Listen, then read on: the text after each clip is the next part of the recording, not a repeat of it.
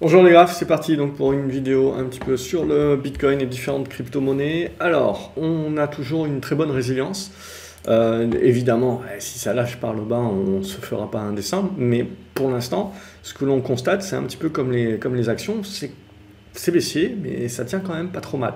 Donc on va se retrouver à peu près dans la même typologie dont on avait déjà parlé la semaine dernière, c'est-à-dire de se dire, est-ce qu'on est capable de faire le petit rebond qui va bien, la tenue derrière sur support en mode retracement et la relance? Alors bien entendu, l'idée c'est de rester en mode rebond à ce stade-là, de ne pas partir trop loin non plus, puisque ça reste une tendance baissière de fond. C'est indéniable. Ce que l'on peut jouer donc c'est éventuellement cette mise en place d'un rebond, voire d'un rebond prolongé. Ça, avant de pouvoir le valider, il faudra voir les prochaines, déjà que le rebond se valide, et ensuite de voir comment le reste construit. Mais en tout cas, pour l'instant, il y a une assez bonne résilience.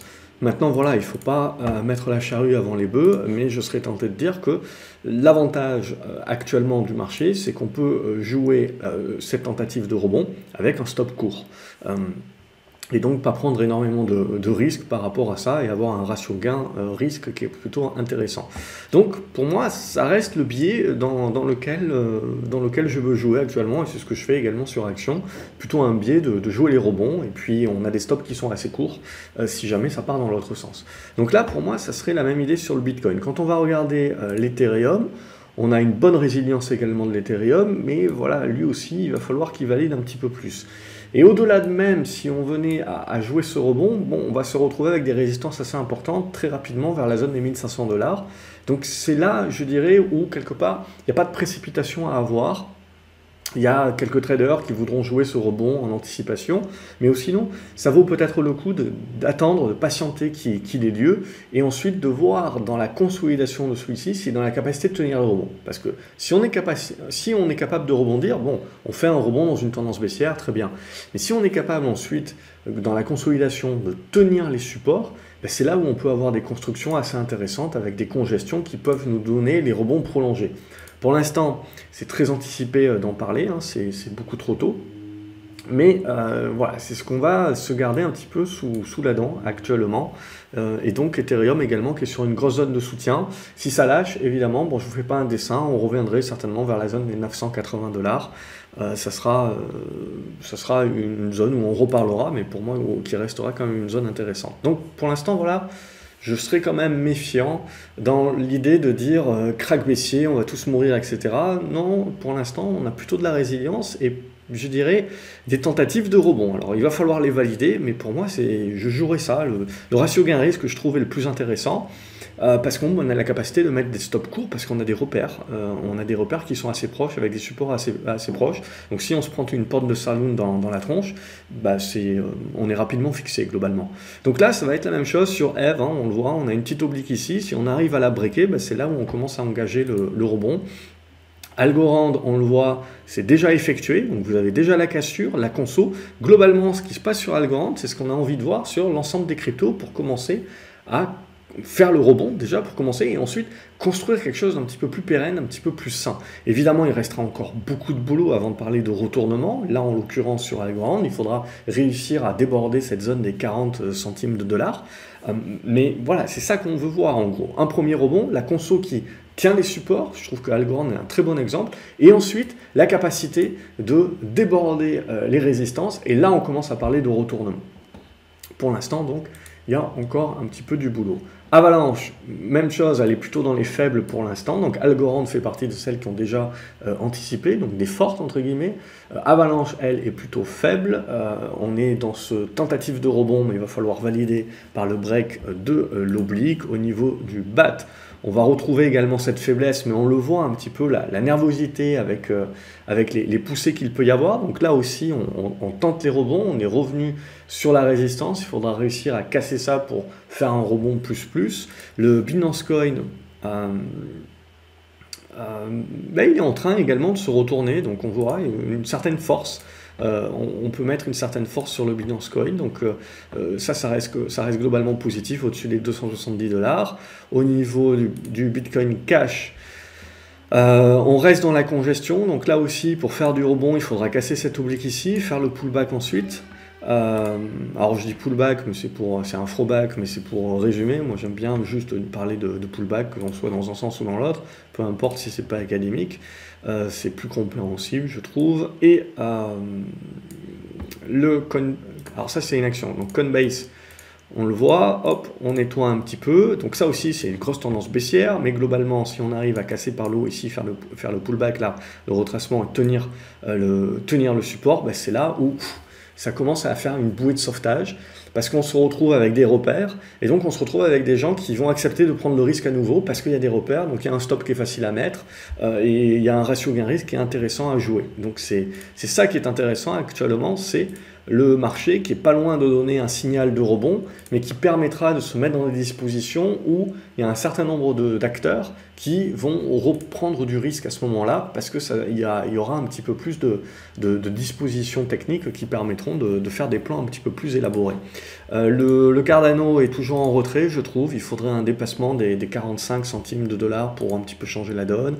Au niveau du Chainlink également en retrait, toujours cette zone des 8 dollars à franchir, mais ça reste des constructions. Cosmos qui corrige un petit peu, la zone des 11 dollars globalement à tenir, et ensuite il faudrait réussir à redéborder cette zone des 14 dollars 90, 15 dollars on arrondit. Curve DAO, on est toujours sous oblique, elle est toujours en retrait également. Cette zone des 1 dollar qui sera 1,05$ à franchir. Le Dash également qui fait partie des cryptos qui sont en retrait. La zone des 45 dollars à franchir pour se donner un petit peu d'air. Le Dogecoin également en retrait. La zone des 6 centimes 50 de dollars pour pousser. EOS en retrait également. Pas grand chose tant que vous n'êtes pas dans la capacité d'au minimum revenir au-dessus là, de la médiane des 1,50$. On va arrondir. Le Elrond, il se remet également en mode rebond, mais il y a encore du boulot. Hein. Il faudra réussir à franchir la zone des 55 dollars, je serais tenté de dire. Ça peut être le niveau globalement. Ethereum, on l'a vu. Ethereum classique. On se retrouve également sur une zone de support, donc ça serait intéressant d'avoir une réaction, au moins pour revenir vers la zone des 30 dollars. Et ensuite, voilà, c'est comme Ethereum classique, comme Ethereum tout court, ça demandera à construire un petit peu, congestionner.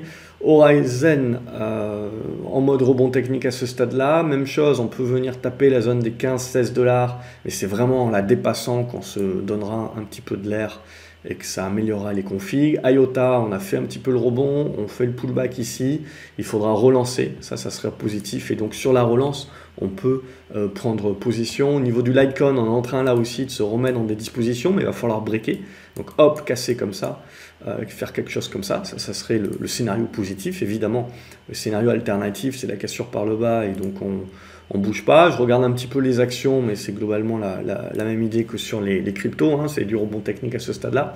Monero, c'est un petit peu faiblard également, donc c'est au minimum dépasser les 150 dollars pour s'y remettre.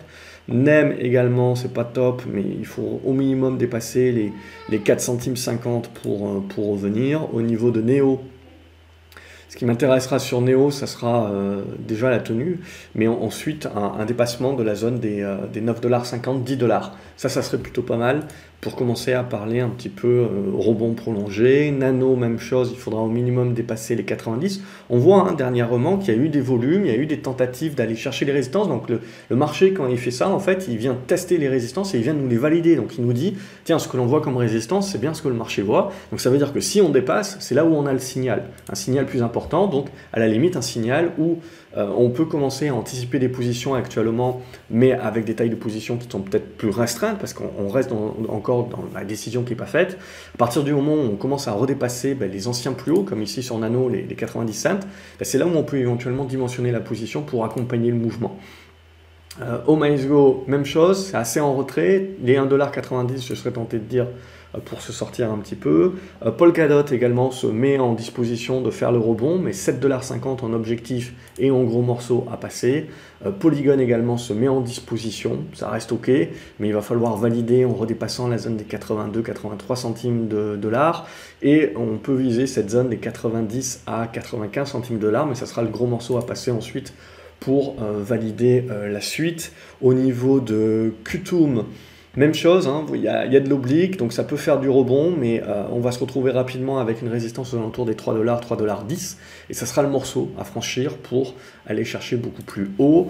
Le XRP, on continue d'être dans des bonnes dispositions, alors ça continue de congestionner, on va rester positif au-dessus des 40 centimes de dollars, voire jusqu'à 37 même, hein, ça peut être volatile. Mais pour parler de relance, pour jouer une éventuelle relance, pour aller chercher la zone des 60-70 centimes de dollars, il faudra à minima revenir au-delà des 50 centimes de dollars.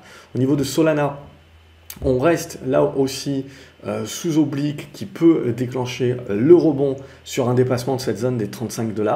Et on peut aller chercher, je serais tenté de dire, cette zone des 40 $ jusqu'à la zone des 45 $. Et ensuite, il y aura consolidation qui permettra de construire le reste au niveau de Stellar. Donc en fait, c'est des rebonds quelque part qui vont derrière permettre une stabilisation et une construction. Donc il ne se passera peut-être pas grand-chose, mais en fait, cette construction-là sera super importante pour faire revenir la confiance. Et ça mettra peut-être un petit peu de temps, mais c'est ça l'idée. Hein. Si on veut voir le scénario optimiste, c'est au-delà du rebond, c'est ça derrière qu'il faudrait construire. Au niveau de Stellar, on va se retrouver dans le même type de congestion, dépassement des 13 centimes de dollars qui nous permettrait d'aller chercher une zone comprise entre les 15-16, et ensuite certainement entrevoir une conso. Au niveau de Tezos également, ça se met en rebond, mais toujours la zone des 1,50 $, 1,60 $, je serais tenté de dire, à franchir pour pouvoir partir. Au niveau de graphe, même idée, je dirais cette zone des 11 centimes de dollars pour arrondir qui devra être dépassée pour commencer à vraiment parler d'un rebond plus avec une construction sympa. Sandbox également, ça fait partie des cryptos un petit peu en retard. On peut faire le rebond pour aller chercher les 90 cents. Donc on voit sur la plupart des cryptos, il y a des bons rebonds à prendre, 10-15%, mais c'est plutôt pour traders. Pour le moyen terme, ce que l'on veut voir, c'est un dépassement de ces obliques-là, et derrière, revenir dessus, s'en servir comme support, et donc là, commencer à congestionner et construire les trucs qui vont nous intéresser à plus moyen terme. Au niveau de Theta, on reste sous une oblique également qui devra être cassée pour qu'on fasse plus que du rebond.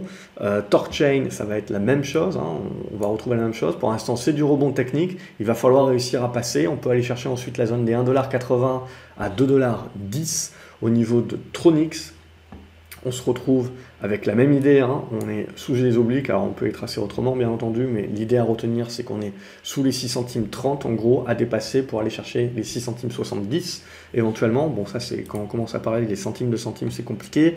VeChain également, c'est les centimes de centimes. On peut aller chercher l'oblique, mais c'est cette oblique là plus la zone horizontale des 26 centimes, on voit là qu'il faudra réussir à passer, et là on se remettra dans des meilleures dispositions. Au niveau de Wave, on va retrouver la même chose. C'est pas terrible, il n'y a pas grand chose à se mettre sous la dent, je la laisserai de côté, il faudrait faire un petit truc comme ça, et là à la limite ça se joue sur le pullback pour essayer de jouer une poussée vers la zone des 5 $. Ça peut se regarder, mais ça reste quand même en retrait. Zcash également reste plutôt en retrait. Mais bon, comme la plupart, hein, ça va se regarder, ça va se jouer là de toute façon, hein, je veux dire, c'est assez simple. Hein. Je veux dire, vous pouvez très bien faire le rebond, et puis on n'y arrive pas, on recasse par le bas, et là, scénario négatif, relance à la tendance baissière. C'est pour ça que les stops sont très importants sur des phases comme ça, parce qu'on joue sur le fil. Par contre, le ratio gain-risque pour les acheteurs, il est plutôt intéressant, puisque si ça ne fonctionne pas, la perte est quand même minime. Si ça fonctionne, on peut aller chercher des rebonds intéressants. Mais bon, avec des tailles de position restreintes, et ensuite, si ça fonctionne le rebond, et que les supports, les anciennes résistances deviennent supports, là, on va commencer à pouvoir avoir des constructions beaucoup plus nettes, beaucoup plus intéressantes à moyen terme, qui permettront d'avoir des tailles de position un peu plus offensives. Mais voilà un petit peu où on en est actuellement. Et pour moi, c'est le même sentiment que sur le marché action. On est sur le fil, on sent que voilà, il y a des rebonds à jouer, avec des bons ratios gain-risque. Mais voilà, le stop va être obligatoire, la taille de position restreinte également pour éviter de se faire avoir par un pic de volatilité, peu importe, ou une nouvelle porte de saloon. Mais voilà un petit peu où on en est, voilà le type de plan que je propose. N'hésitez pas voilà, à liker la vidéo, mettre un pouce en l'air, à la partager également sur les réseaux sociaux, et à me dire ce que vous en pensez dans les commentaires, à me dire quels sont les cryptos éventuellement que vous privilégiez, qu'est-ce que vous visez, du rebond technique, de la reprise, ce genre de choses-là.